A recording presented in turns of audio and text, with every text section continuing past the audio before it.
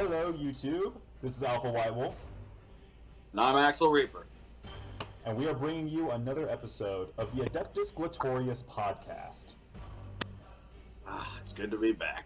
Yeah. So today we actually have a subject requested by Axel Reaper himself, the Ultramarines. However, the Ultra Smurfs, yeah. So, here's the thing. The Ultramarines and their Primarch are such a massive subject that we can't just do it in one video. We learned from the Death Guard that trying to do that is just going to cause us to have to cut out important information. So we're going to separate the Ultramarines into three videos. This video is going to talk about Rabute Guilliman and his life leading up to the Great Crusade, the Horus Heresy, and then his first death. I like how you say his first death. Yes, because the next video we'll be talking about Guilliman and what he did after his 10,000 years of sleep, and culminating in his second death.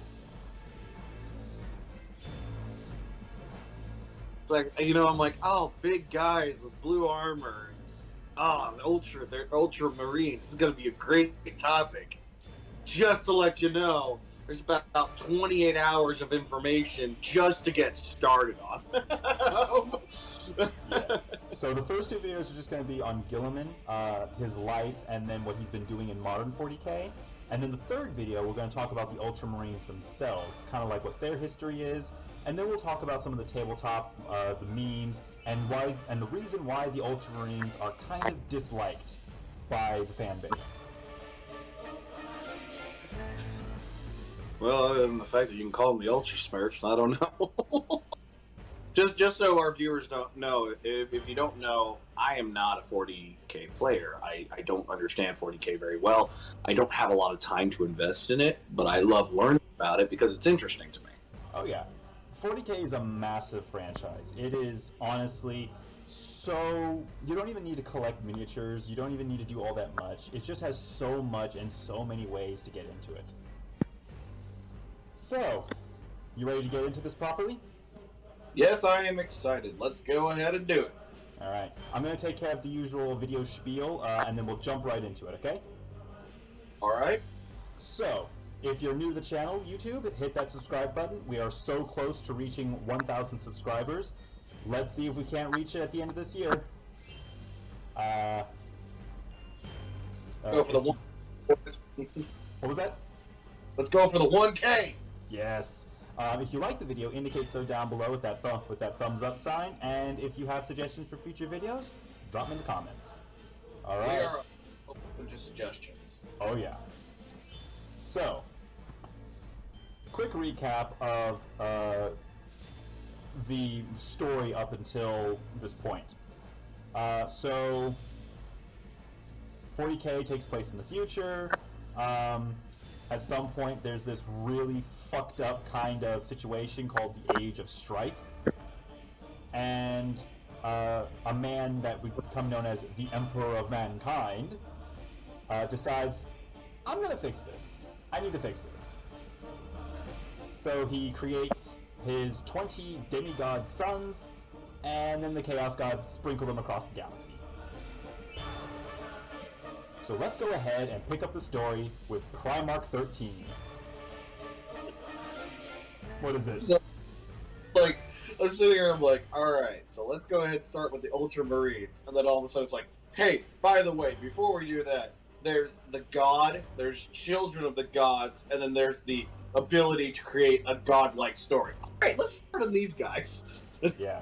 So, one thing I need to point out, though, is that I love to imagine this. I love to imagine that the Chaos Gods... You know that meme of that one guy kind of like sprinkling salt onto the dish? Yeah, I remember. I kind of imagine the Chaos Gods doing like that with the Primarchs. With a seasoning. Okay. One moment. Our audio is kind of cutting out. I'm going to go ahead and turn off the camera and just keep this, try and go with an audio and see if we can't clean it up that way. Alright.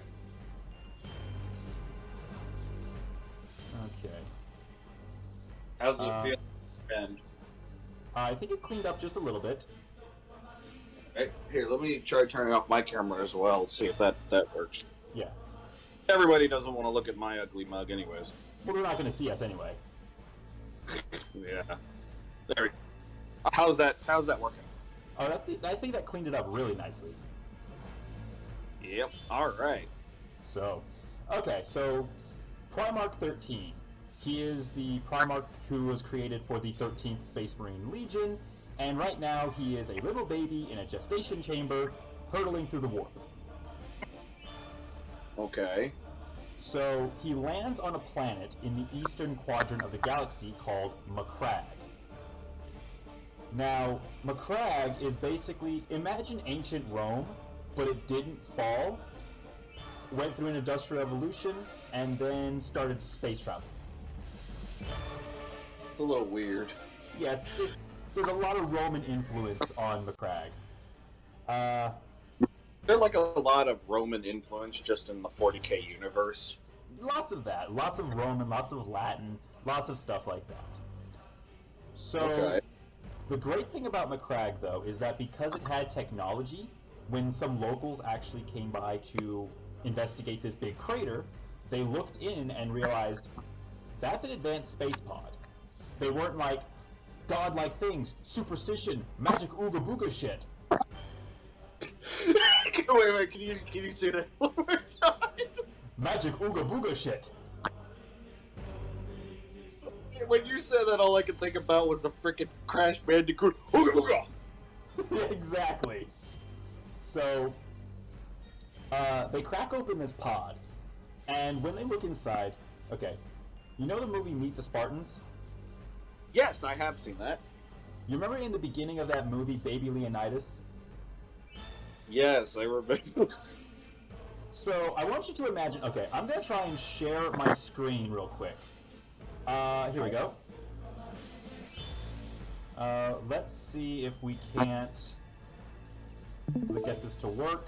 Alright, you see this guy? Yes, I see it. So imagine that face on Baby Leonidas' body from Meet the Spartans. That's my headcanon. This is my headcanon on what they found in that pod. This just makes me think of, like, imagining George Lopez with that big-ass fucking head. Yeah. So, Primarch 13 is basically what, and I can't find a better way to say this, it's what Hitler was looking for with his Aryan youth. Jesus. Like, the fair skin, blonde hair, blue eyes, beautiful young man, that's Guilliman. So, basically, kind of like, you know, like when all the girls are like fawning over the pretty boys, is what you're saying to me. Kind of like that, but trust me, Guilliman is not the pretty boy of the Primarchs. So, these locals realize this is something really interesting. We need to tell someone. And another holdover from like ancient Rome influences is that Macragge is ruled by two people called consuls. Okay. Now, the locals take the little Primarch 13 to the consuls, and one consul named Guilliman, he features prominently later in the story, but for right now, the more important consul is the other guy, a man by the name of Connor Guilliman. Connor Guilliman. Okay. He decides he is going to adopt little Primarch 13 and name him Robute Guilliman. Okay. Which, now that we're there, we can go ahead and start talking about something that is honestly very contentious in the Warhammer fan base. Robute Guilliman's name pronunciation. Because, oh my god. Okay, so explain this to me. Well, what is so funny about his pronunciation of his name? Alright, I'm typing it into the chat now. Do you see it? Hang on a second, I remember, just to let the fans know, I am currently on my phone because my computer is having issues with Discord. Right. So if audio is a bit shit, I do apologize. I will fix this next time. Yeah. I modified my internet service as well, so it hopefully is a little bit smoother on my end too. Alright, just let me know when you see the name. Hang on a second.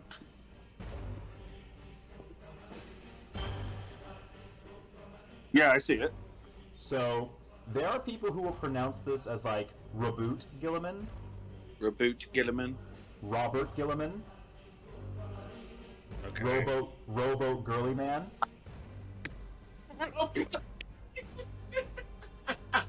I can see it. I can see it. And trust me, we'll get back into Rowboat in the second video when we start talking about Ivrain, Okay. Guilliman's former Dark Eldar waifu. How many have I heard that from Russian Badger? So, and finally, my favorite pronunciation of his name. Depending on how recently you've seen text-to-speech, you might recognize this. The most derivative piece of blueberry pudding pop fuckery that has ever glazed the surface of this shitty little galaxy. Yeah, I remember that. So, yeah. So little Reboot Guilliman is adopted, and he begins his life on this rather privileged world. By the age of 10, Guilliman basically had nothing left to learn on Macragge. Okay. I cannot, in words, describe how intelligent Primarchs are. Let me put it to you like this. I'm basing this off of what I read from the wiki.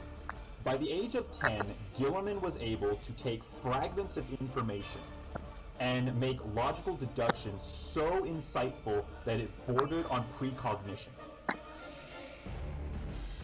Dang. So you're basically talking about a human being with an IQ that is so high that the influence of emotion on that decision is completely illogical. I'm talking about a person who's so intelligent that normal humans cannot even begin to process how intelligent they are. That's ridiculous.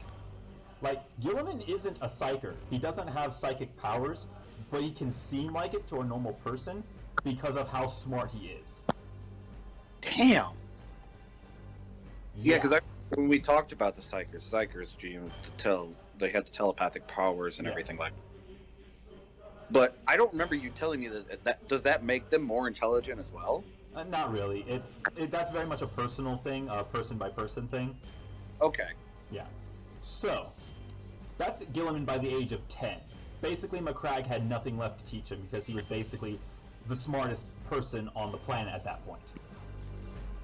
Okay. A few years later, a Macraggian tradition is able to be followed, and little Reboot Guilliman is able to lead men into battle. How old is he at this point? Probably like 18 or so.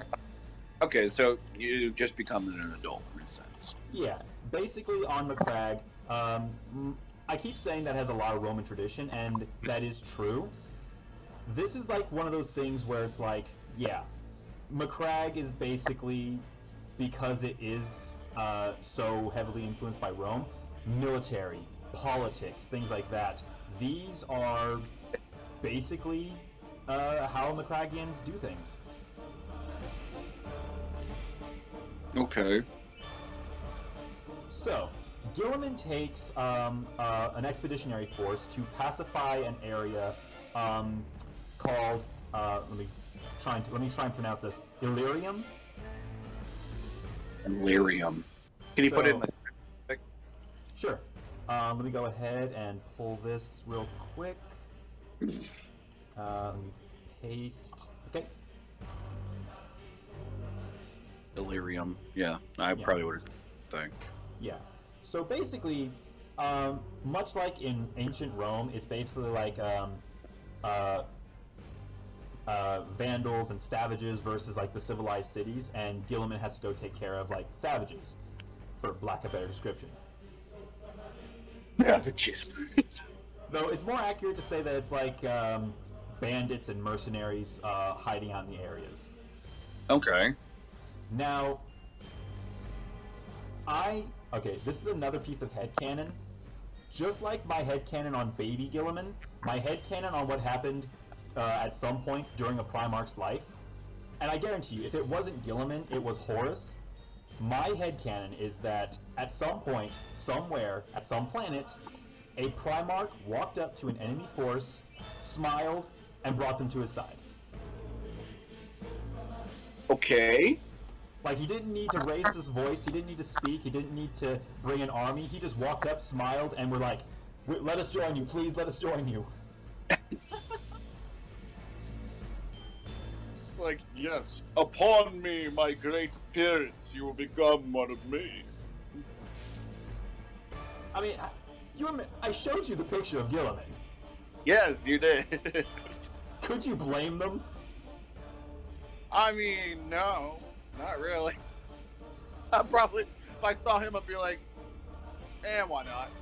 And remember, Guilliman's a Primarch, so by the age of 18, he's fully grown. So he is standing at like 10 feet tall. Yeah, I almost forgot about that, because, like, isn't like they're like a normal human, obviously, like the average height of a normal human could be like 6 foot at the most, or minimum. But for like the 40K universe, it's like humans reaching like heights of like what, 8 feet to 12 feet or something. Okay. I need to show you this. I need to show you this. All right. Let me go ahead. So the normal Space Marines are like 7 feet tall. Yeah, I messed up what I said. I meant that humans are normal sizes, but the Marines are like what, 8 feet to 10 feet? Normal Marines are like 7 feet, maybe 8 feet tall. There are some that grow much bigger, of course. Okay, so huh? Shaquille O'Neal. Basically. Yeah. Now, I'm still in chat, so if you send me something, I'll see it. Yeah. So I'm not gonna send this in chat because I'm gonna try and instead bring it up in a actual picture. All right, then I'm in the call. Yep. Let me go ahead.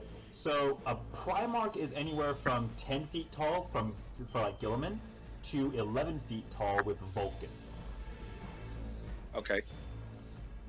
There are some space... Huh? Who's Vulcan again? He is the Primarch of the Salamanders. Okay.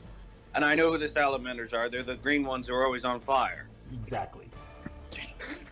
So, I'm going to show you this image of a Space Marine known as Tiberius the Red Wake, Chief Executioner of the Space Sharks Space Marine chapter. Okay, so we're talking serious shit now. Okay. Let me see. Let's see. Stream. Holy shit. That is a normal Space Marine in the foreground. What the fuck? So then how big's the other one? So if a normal Space Marine's like 7 feet tall, if that guy's 7 feet tall, then Tiberius is probably around 9-10 feet tall himself. Wow! This really just makes you feel small, doesn't it? Tiberius is apparently so big that in order to make his oversized armor fit, he has to pull armor from what is called a dreadnought. Basically a tank on feet. Yeah, I know the dreadnought. The dreadnought's the thing that frickin' Russian Badger always makes. And he's like, I cannot move. Yeah. So apparently Tiberius has to pull armor from a dreadnought to make his armor fit. Jesus. God, that's crazy. Alright, so back to Guilliman though. Okay. Oh boy. So, you remember that other consul, Gallon? Yes. He's about to make his presence in the story more known, as he gathers to his side a lot of the nobles of Macragge and launches a coup. Okay. So, Gallon and the nobles do not like what Guilliman's father is doing. And Guilliman's father is Connor Guilliman. Honor Guilliman. Okay. Yeah. So basically, Connor was a hardcore industrialist and was apparently pushing for greater legal protections and political rights of the working class. Okay, so he was a politic in a sense. Yeah, he was doing like that awesome cool guy politician stuff. Okay, so he's a politician that was actually trying to do some good. Yeah. The consuls were politicians anyway. They were like the rulers of the planet. Yeah. So, because of what he was trying to do for the common people, he ended up pissing off the nobles. Wow, sounds like something I know of that's happening right now. Yeah. So, the nobles that do join Galen, it's not all of them either, because some of the nobles are recognizing that, okay, Connor has a giant of a son on his side. Yeah. He's pushing for progressing McCragg forward, and he has the populace on his side as well. Okay. Yeah, so some nobles were like, we can see which way the wind is blowing, we're gonna stay with Connor. The conspirators, however, oh boy. So, number one, the nobles send their household guards to riot and burn throughout the main city. Okay. They also send an assassin after Connor. Okay, so they're sending an assassin after Connor, even though his son is like this monstrous beast that could probably kill all of them. Yeah, I don't think it was properly well planned out. Real quick, I wanted my brother just came down, so you want to say hi, Phoenix? Hey, what's up? How much? How you doing? No, I'm doing great. I'm just bringing the enlightenment of this franchise to your brother. Teaching me about the Ultra Smurfs. Of what? The Ultramarines, Nick, the Blue Marines from the 40K universe. I call them the Ultra Smurfs because of the text-to-speech. Oh, a lot of fans call them Ultra Smurfs. Yeah, they're the Ultra Smurfs. Oh, please. That lore is so freaking... Good lord. There's so much lore in Warhammer 40K. You can't even fucking, like... You're like, oh, here's the tutorial. Why is it 8 hours long? It needs to be. What's sad is that he's not wrong. Exactly. Hang on just a moment. I'm Sure. gonna... Or just... Yeah. Alright, so, Reaper just stepped away from the Keeper for a moment. We're just going to give him a few moments to take care of what he needs to take care of, and then we'll jump right back into this.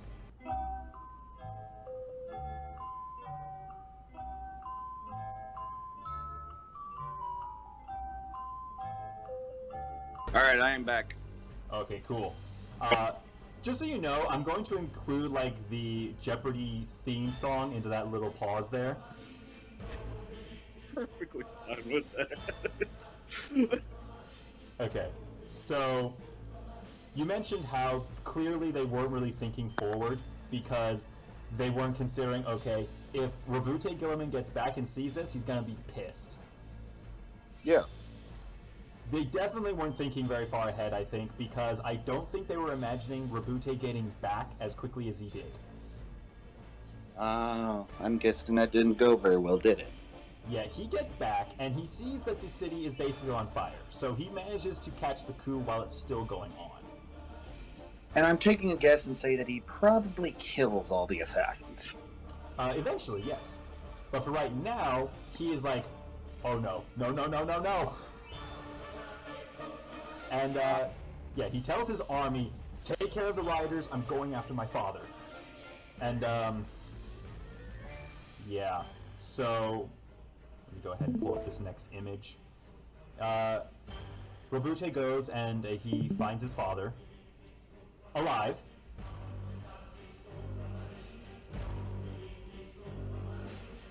Still there? Yeah, I'm still here. Okay, just want to make sure we didn't get Yeah. disconnected. So Oh my yeah, God. yeah.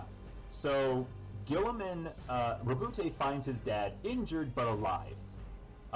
Connor as per usual for any person who raised a Primarch, is apparently a bit of a badass.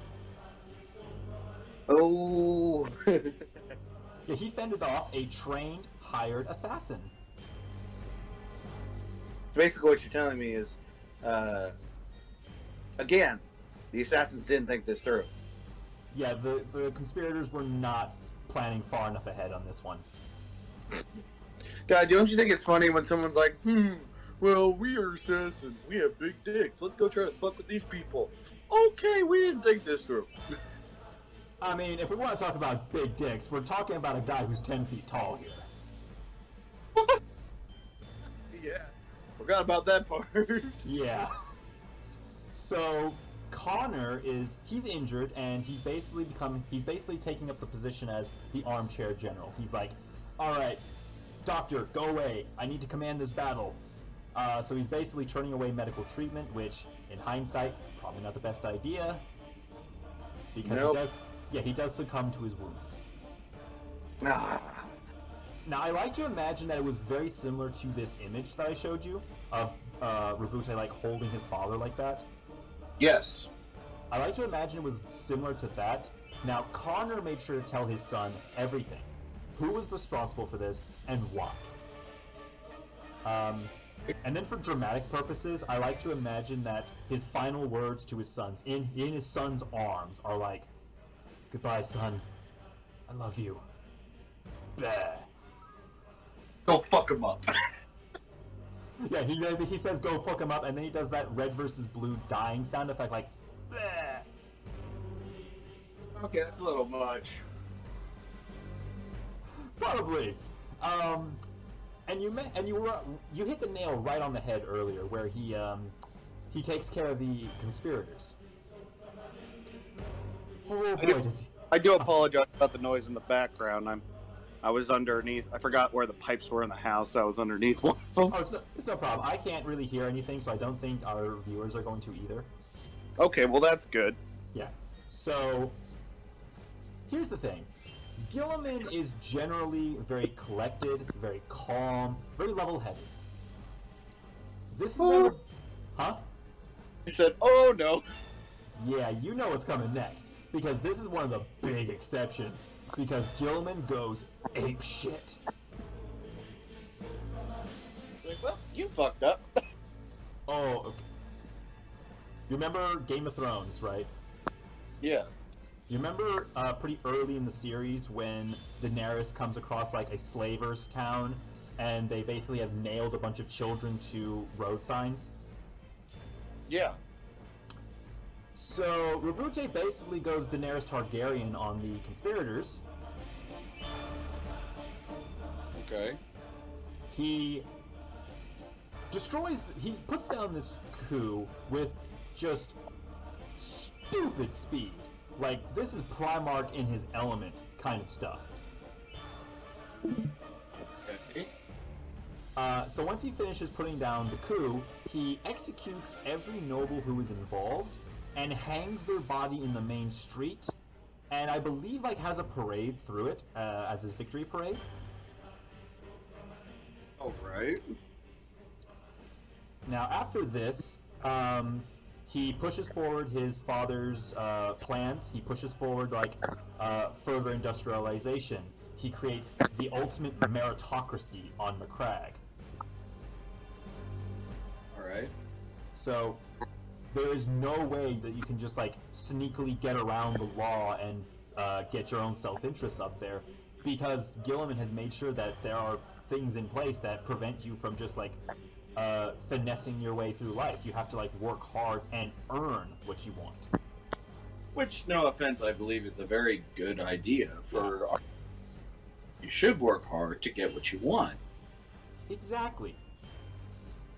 Now, Rabute is basically in charge of Macragge now.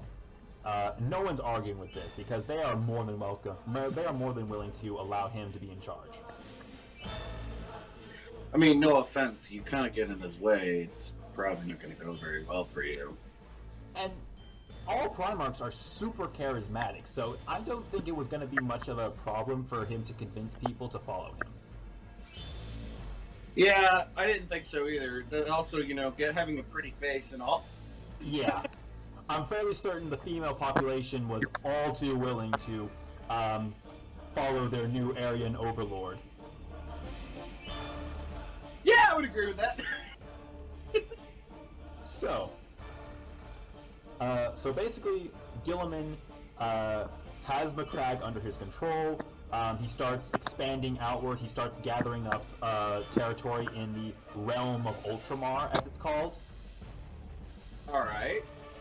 So the realm of Ultramar is a cluster of like 500 planets in this area in the eastern part of the galaxy, and Guilliman basically creates the Ultramar Empire. Okay, what exactly is that? So the Ultramar Empire is basically Guilliman was creating his own little empire of mankind in this eastern part of the galaxy. Okay, so you're telling me that basically he creates his own system of mankind. Now, can I ask a quick question? Sure. Where is the Imperium of Man and the Emperor at this point? Well, it's funny you should ask. I was just about to bring up what they're doing right now. All right, that's perfect. So when Guilliman actually went to Illyrium to take care of these bandits and mercenaries, that was actually when the Imperium managed to enter into the realm of Ultramar. Okay. So Guilliman was still like doing his thing, not even aware of what's going on when the Imperium found these worlds. Okay. Now, the Emperor eventually started hearing rumors that were basically like, "Hey, did you hear? On Macragge, one of the consuls has like an adopted son who's like really powerful and really smart." And I'm pretty sure the Emperor was just like the home improvement Tim Allen.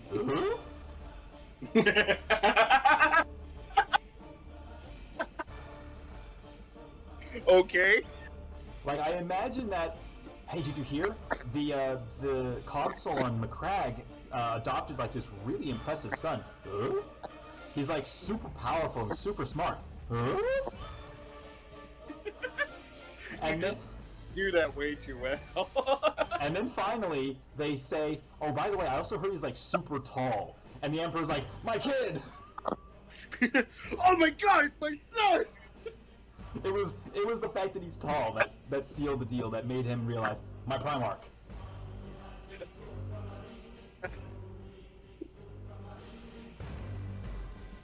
You, sir, are the father! So I'm just imagining like a Space Marines game show. You, sir, are the father. Like the Emperor's like, well, shit, another one. pretty much. So the Emperor hears this and he starts making his way to Macragge. Now, unfortunately, Guilliman at this point is at fastest getting back to his home city and finding it in the middle of a coup. But the Emperor gets delayed by a warp storm. Oh no. Now, he manages to get through it, but keep that in mind for later, because it's not going to be the last time a warp storm in this area of the galaxy inconveniences things for the Imperium and the Ultramarines. Okay, quick question. Yeah. Is there a specific connection between these warp storms and the members of Chaos? The Chaos Gods can create warp storms if they want. But sometimes the warp it's basically like a big ocean. Sometimes it gets a little stormy. Okay. Yeah. So the Emperor is a little delayed, and by the time he gets to Macragge, Guilliman has put down the coup, he's established the Ultramar Empire, and he has arrived to meet this leader of this empire. Okay. So basically, what you're telling me is the Emperor is now seeing this completely changed world because of this individual that he now believes is his son. Yeah, so I want to ask you this question. All right. The Emperor is trying to expand his own empire. How do you think he reacted when he found out one of his sons had created another human empire right next to his? Probably not the best. You think? So I take a wild guess and say things don't go well. Well, Reaper, you would be absolutely wrong.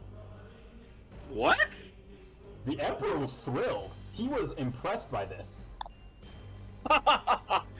My son, you've done a good job. I mean, think about it. Guilliman basically brought 500 worlds into compliance before he even knew about the Great Crusade. Wow. That's actually pretty damn cool. Yeah. So the Emperor was just like, holy shit, son. I have no words. I don't want to change anything. Huh. Well, what do you know? Yeah. So, now Guilliman's reaction to this, he's obviously been smart enough to figure out that he is not only not Connor's real son, but that he is clearly a created person. So he's more of an artificially created person. Yeah. Which- also. Then my question becomes, how? Well, no, never mind. That makes sense actually, because of how the Emperor has children and everything. Yeah. So Guilliman was smart enough to figure out that, one, he is clearly not Connor's biological son, and two, he's clearly not a normal human being. Yes, very much so. You know, when you're 10 feet tall and everyone else around you is only about 6, obviously there's something different about you. Yeah. So, yeah, I think it was either 10 feet or maybe like 8 feet at somewhere in that range. Yeah. But Guilliman realized probably very early that he was clearly created. Someone made him. Okay. So when someone who is even bigger than him and glowing gold steps onto his world, Guilliman was like, the creator. So it was more like, I have a belief. You are my creator. No, Well, you're right about that, son. No, he didn't have a belief. He was fully recognizing the fact that you're clearly the guy who made me. Yeah. Now, from there, the Ultramar Empire was then seamlessly integrated into the Imperium of Man. I'm pretty sure they had no real issue with that because the Imperium was even more technologically advanced than the Ultramar Empire, so they were probably thrilled by this. Okay, so it wasn't more of like a battle with a slaughter. It was more of just a, hey, we have this and we can give you this. All right, we'll sign up. Yeah. And as seamless as that introduction was, it was nothing compared to how seamless Rabute Guilliman's introduction was to his legion. I'm a bit confused. What do you mean by that? So, the Ultramar Empire seamlessly integrated into the Imperium. Rabute Guilliman seamlessly integrated with his sons. All right. There was no strife, there was no problems. He met his sons, and he gave them their blue armor, and he gave them their new name. The Ultramarines. So, on that note, from what I'm trying to find like reasons and stuff for it. There's some reasons that I came across. Number one of the reasons why apparently the Ultramarines are named the Ultramarines are because they were colored and then named. So they were colored blue and then named that?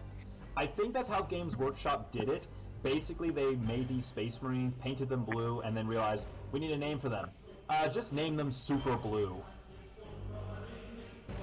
That's so pathetic.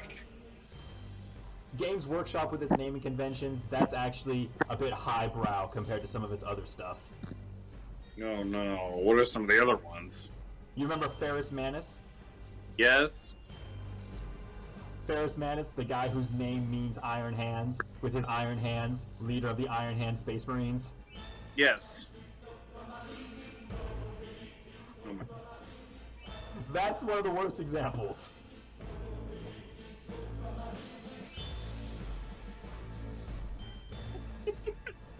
they go, yeah, well, the salamanders are green, and they're also on fire, and it's like some of the names just do not match the color schemes. Oh, on that note, I actually found the Salamander's original color scheme, and, oh boy. Huh? What is it?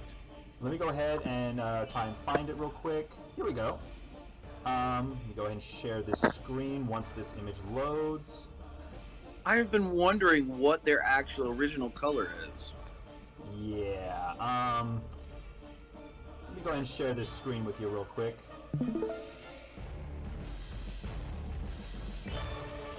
You're fucking kidding me. I wish. That has got to be the ugliest thing I've ever fucking seen. Yeah. It looks like somebody attempted to turn yellow camo. Exactly. I mean, even on text-to-speech, they lambasted this shit. That is fucking disgusting. I know, right? No offense, but like, can we talk about like all the different armors that I've seen so far? Like, you've got some of the shiniest armor, like the Angels of Death, the one from, and I'm talking about the video game, the one that what was it called? The Space Marines game where you have to take all the Tyranids on. I can't remember what it's called. But, Space Hulk? huh? Space Hulk? I think that might have been it. But I mean, look at it. Like some of these things are amazing, and then we get shit like that, and I'm just like, hey. Don't worry, we'll have a video talking about Space Marine armor at one point, and you're going to be able to see that some of the armor is just, it's some Gucci shit. God, it's so sad that they ruined that. So, basically, that's like one of the meta explanations as to why the Ultramarines are named the Ultramarines. I think in lore, it was sort of like, Guilliman was like, from henceforth, you shall not simply be Space Marines. You shall be exemplars of Space Marines. You shall be Ultramarines. Wow, very original. Now, once again, I think that there's probably a bit of memery that Guilliman was doing.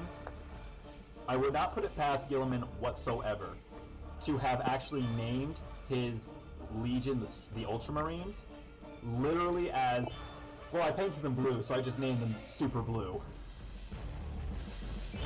That's so fucking dumb. I love to imagine that Guilliman was just like cackling to himself after doing this. He's just like, hey, no offense, you can laugh at our name, but we'll still fucking kill you. Pretty much. Okay, so that actually leads us to a very good point, because now Guilliman can go and join the Great Crusade. Okay.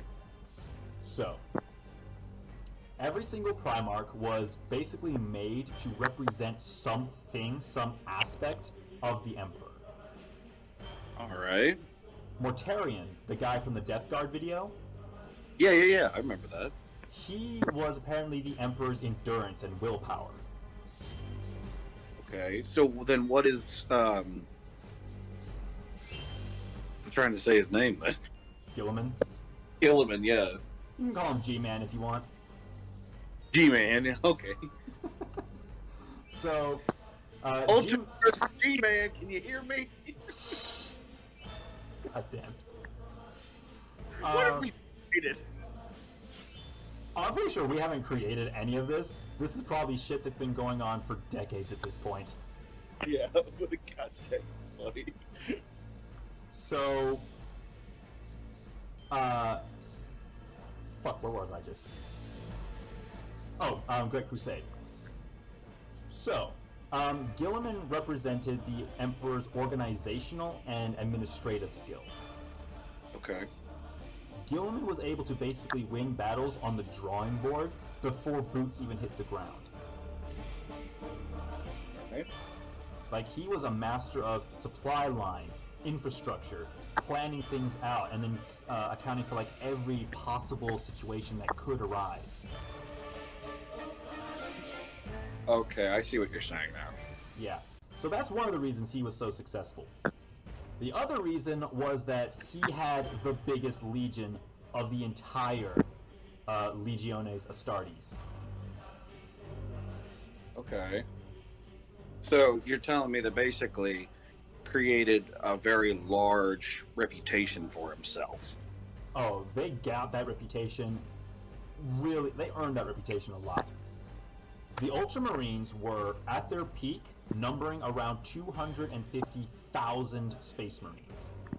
Jesus. To put that into perspective, the second largest legion was the Word Bearers, and they had maybe 100,000. Damn. So there was a lot. There was literally twice as many Ultramarines as the second largest legion. Well, and then you even told me that basically a Space Marine by themselves could take on a legion of, like, what, 100 soldiers? Oh, easily. Easily.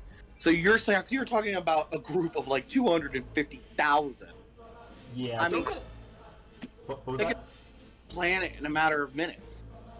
Yeah, don't get too attached to them, though. When the Horus Heresy kicks off, you'll understand what I mean by that.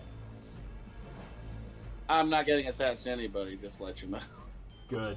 So, the reason why the Ultramarines were so big, there's like two possible explanations.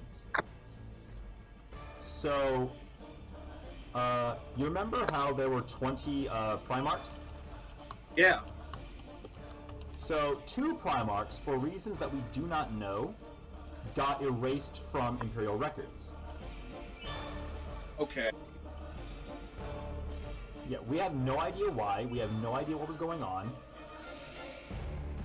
So we know about 18, but we don't know why the other two got erased. Yeah, I think one of the theories is that they were either killed or did something really, really stupid and pissed off the Emperor. So The Emperor decides, oh, you know what? I'm gonna fucking make this happen. yeah, they basically got erased to the point where Malkador and the Emperor psychically scrubbed them from the memories of people. Jesus. So they must have done some really serious shit. Yeah, they full on neuralized a lot of people. Okay, so some serious shit went down, and shit went back for them, whoever they are. But do we know who they are? No, we don't know their names. We don't know what their legions were called. We don't know what they looked like or what they did. So there is no recollection in the entire 40k universe of them at all. Well, They've been the Primarchs do remember them. They're just not allowed to ever utter their names or reference them. Oh, okay, so it's more like it's more like a code to silence of them. Yeah, at one point, one of the Primarchs tries to name one of these missing Primarchs, and Malkador the Sigillite basically psychically slams this Primarch into the ground. Holy shit. So, Damn. yeah. So the two Primarchs that get erased, we don't know what's going on with them. We do know that their Space Marines had to go somewhere. Yeah. One of the theories is that the Space Marines of those two missing legions were incorporated into the Ultramarines. Okay, so that would make sense why they're so large. That's one of the explanations. The other explanation is actually a bit more Mary Sue bullshit with the Ultramarines.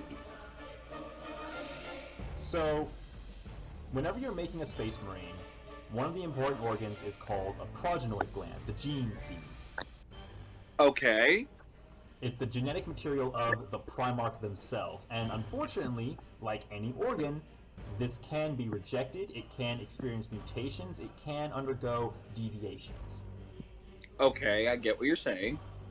Ultramarine gene seed has a 10% chance of doing this. So that's pretty high. That is the lowest of any of the loyal Space Marine legions. What? Okay, So- so you're saying that the percentage is usually much higher. There's actually a chart. Let me go ahead and pull it up here. Okay. So, the Ultramarines have a 10% chance of deficiency with their gene seed. The Salamanders, they have a 90% chance. Jesus Christ.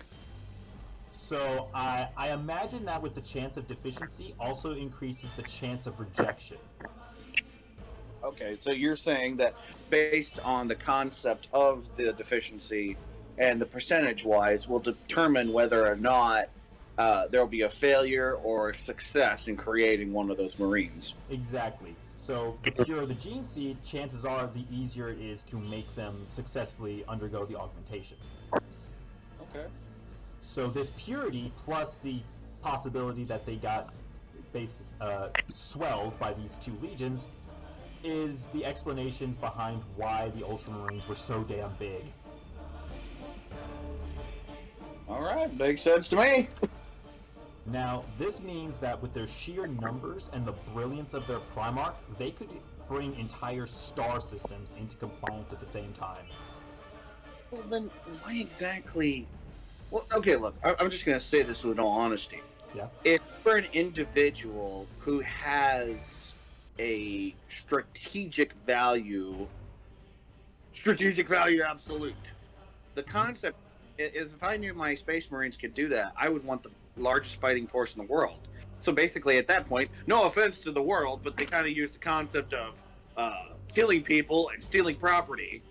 Why wouldn't they just make an insane amount of more Space Marines to make their army basically so absolute nothing could touch them in the galaxy? Well, that's basically what they were doing during the Great Crusade. They're not a normal army. They are the Space Marines. Yeah. Sorry, Mr. Reaper's down here too. Yeah. So basically during the Great Crusade, that's what they were doing. They were expanding their numbers as fast as they could in order to bring the galaxy into compliance. Okay. So what you're basically telling me then is they got 250,000, but probably could have gotten to more. Oh, they were probably still recruiting at that point. That was just where they were at their peak. Okay. So the Ultramarines are they're adventuring across the galaxy, bringing worlds into compliance, and bringing the good atheistic word of the Emperor to many worlds. Okay. Then a situation arises. Is this when the hares, whatever it is, happened? That comes a little bit later. Right now, however, there is a bit of an altercation with that second biggest legion, the Word Bearers. Yeah. So the Word Bearers, Ultramarines were super fast with their compliances. They got worlds under their belt super quickly. The Word Bearers did not. Oh no. Because the Word Bearers were super religious. Are we gonna get back into the Imperium of Man bullshit that they talk about?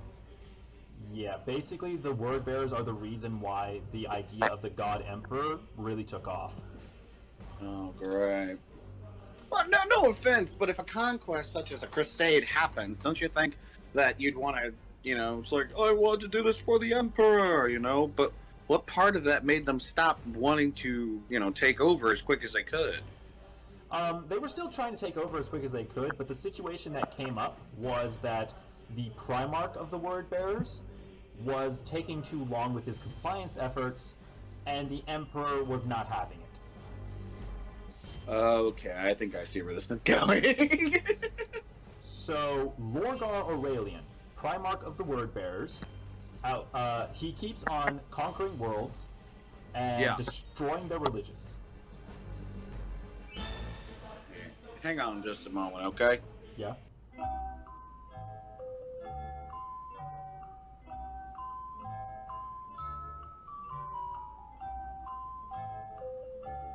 Alright, I'm back.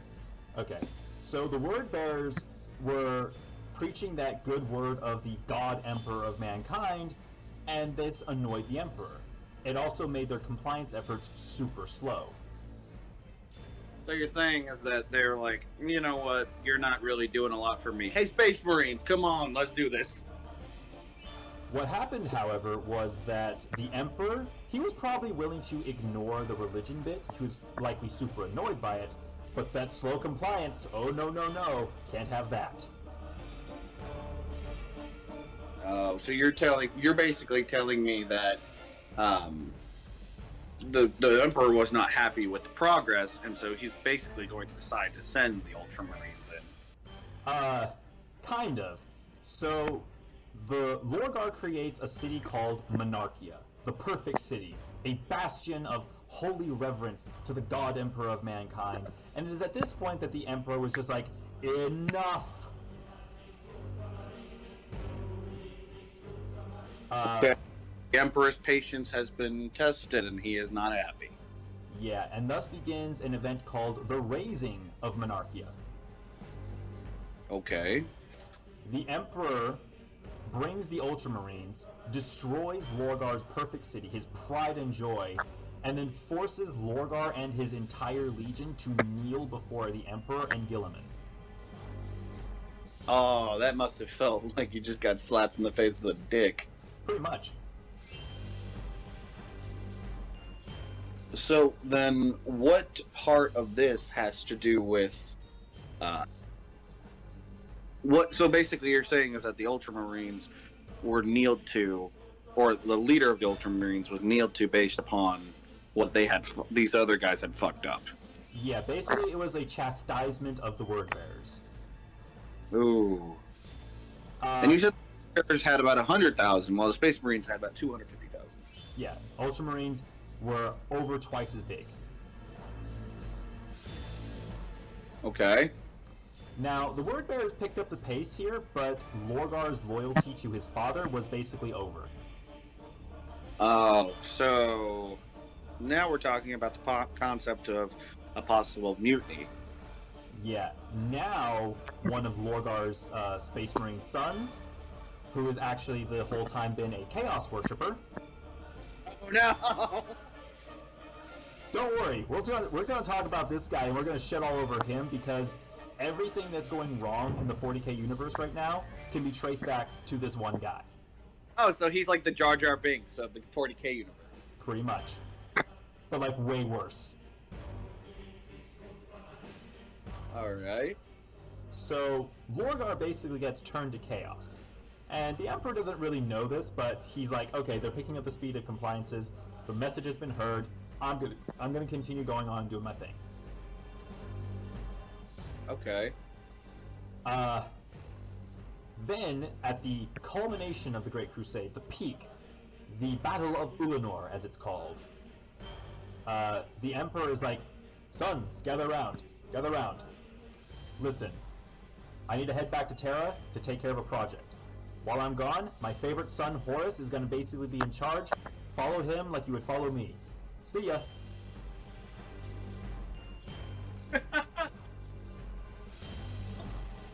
Oh, there's a big mistake. Now, a lot of the Primarchs did not like this. Was Mr. G one of them? Actually, Guilliman was like, okay, Horus is War Master. Okay, so he basically, like you had originally said, you were the one who made me. So he's like absolute loyalty. Yeah, Guilliman was also super practical. He recognized that Horus was probably the best guy for the job. Okay, so not only is he intelligent, he's incredibly strategically understanding. Yeah, he knows what's up. Okay. Now, it is at this point when Horus basically has the entirety of the Imperial military machine under his thumb that the traitorous Lorgar and his Chaos Legion decide to put a plan into action that brings Horus to the side of Chaos. Oh no. Now, of course, no one really knows that this is happening until Horus starts like recruiting other Primarchs to turn traitor, and the Emperor doesn't know, Guilliman doesn't know, but he's about to find out. No, how does he find out? So, Horus recognized that he could not convince Guilliman to join him. He recognized that right off the bat. Let me guess, so he's going to try to kill him. He's gonna try and take him out of the fight, shall we say. So, kill him wasn't exactly the idea, but just getting him out of the way. I mean, kill if possible, but if that's not possible, Decimate the Legion is a good secondary objective. So is that why you told me not to be happy with the Ultra Smurfs? Yeah, don't get too attached to them because what's about to happen is brutal. Okay. So, Horus, the now traitorous War Master, is like, okay, I need to get the Ultra Smurfs out of the way. Okay. He calls up his brother, Guilliman, I need you to go to Calth to take care of some orcs. I'm sending the word bearers as backup. Understood, brother. I will see them there. Motherfucker. So, the Ultramarines are over a planet called Calth, and they're just waiting for their backup, and the word bearers arrive. And I think they have, like, another traitor legion, the World Eaters. Okay.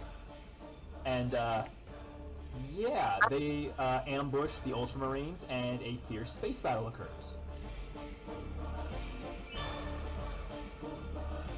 Okay. So first off, the space battle occurs, then it goes into a ground battle, and then we learn something very important about our little friend Lorgar. And what might that be? It turns out Lorgar had been a latent psyker the entire time. Alright.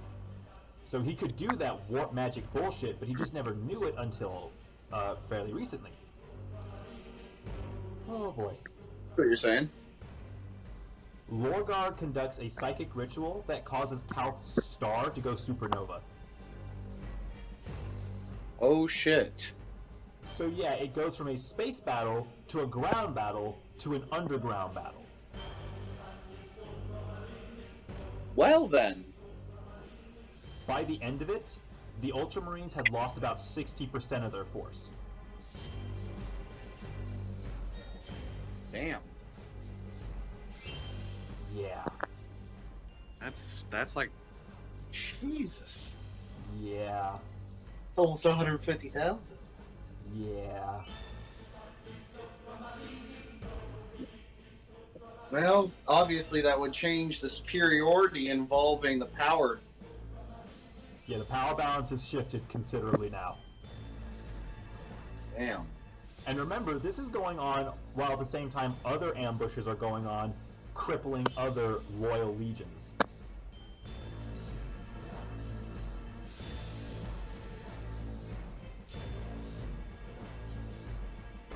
So then, how does? Because we need to get to the.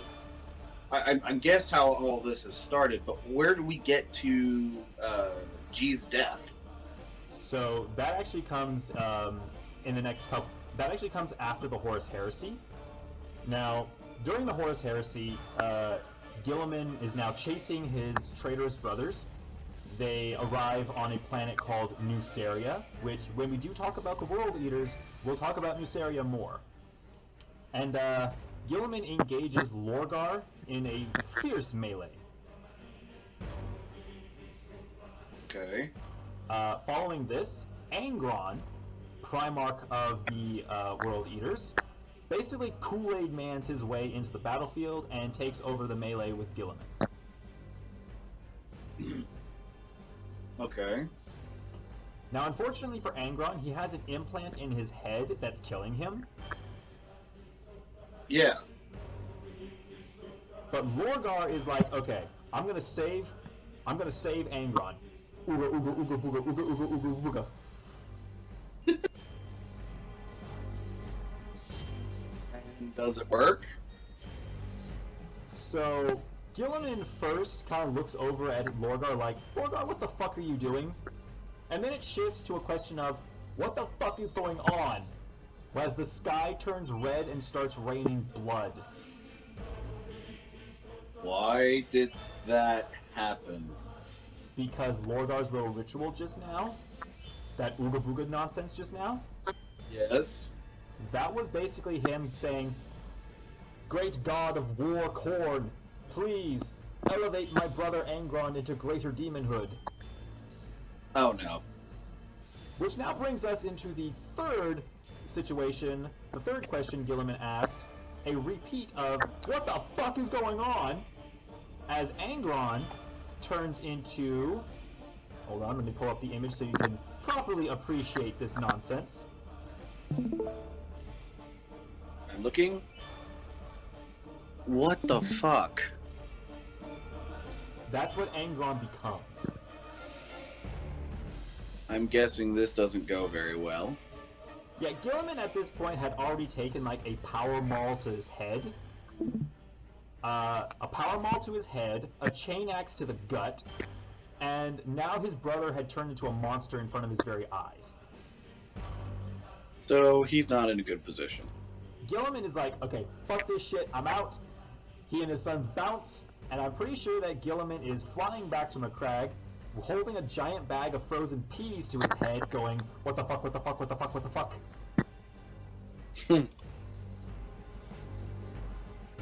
So basically what you're telling me is that nothing's going well.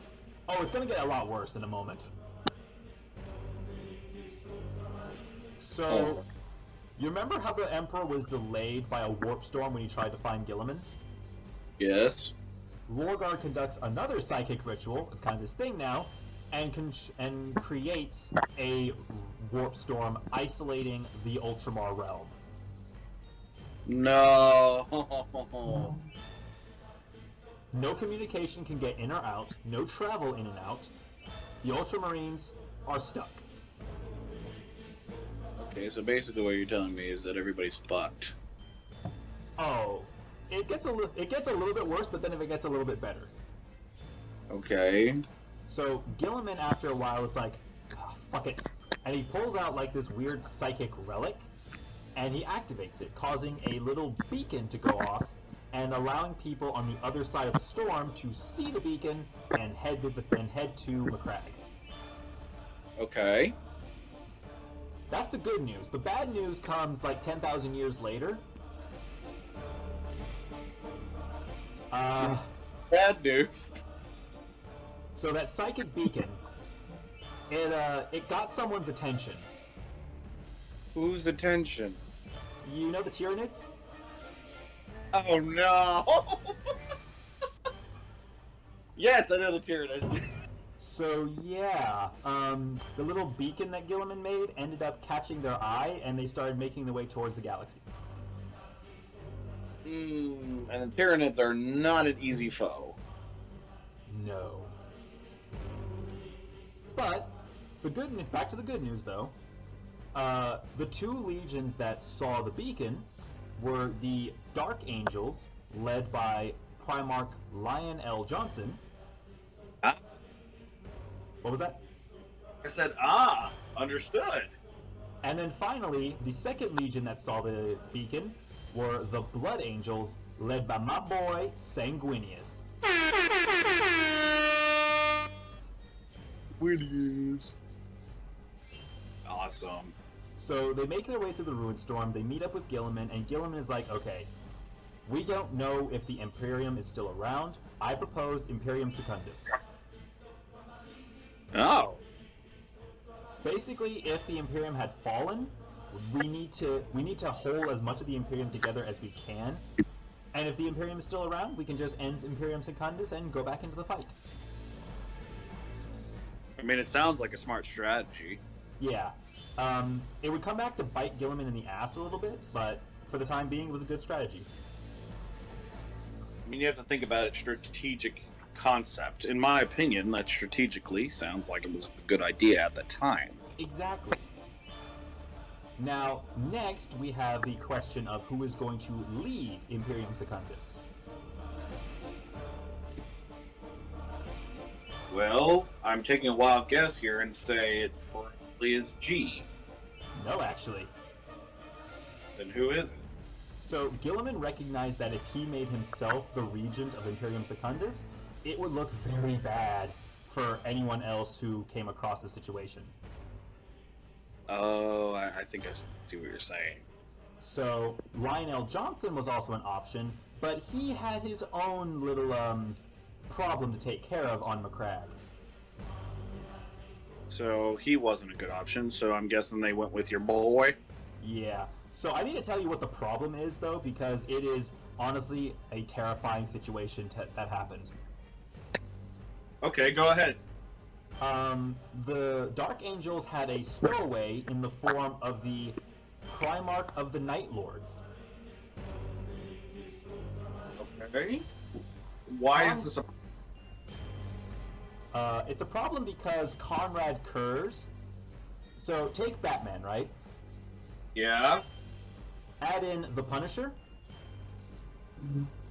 Okay.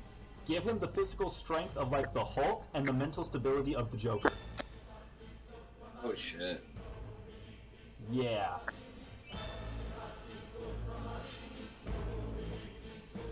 So what you're saying is a very you're fucked situation. Yeah, unfortunately the Dark Angels ended up bringing this nightmare onto McCrag. And is this nightmare a part of anyone's group? The Traitors. Well, shit. So, Lionel Johnson basically takes over the mission to hunt down his insane brother. And I need to talk about this for a moment because it kind of sets the mood for the Dark Angels. So, that place that Guilliman was campaigning in his youth, Ilarium, Yeah. that's where Conrad was hiding among some civilians. Oh. Yeah, not a good place to have him, but it gets even worse because Lionel Johnson suggests just bombing the area to flush him out. So kill the civilians, don't really care. And when Guilliman protests this with the question of, hey, what about the civilians? In typical Dark Angel fashion, Lionel Johnson's response was something along the lines of, what about them? Oh no. So yeah, Lion is a little bit preoccupied, which does leave my boy Sanguinius to be the regent. Well, so basically things continuously turn in the favor of the traitors, but what about the first death Which one? of G? Oh, that is after the Horus Heresy. He basically, about 100 years after the heresy ends, he gets slit across his throat by a chaos poison blade.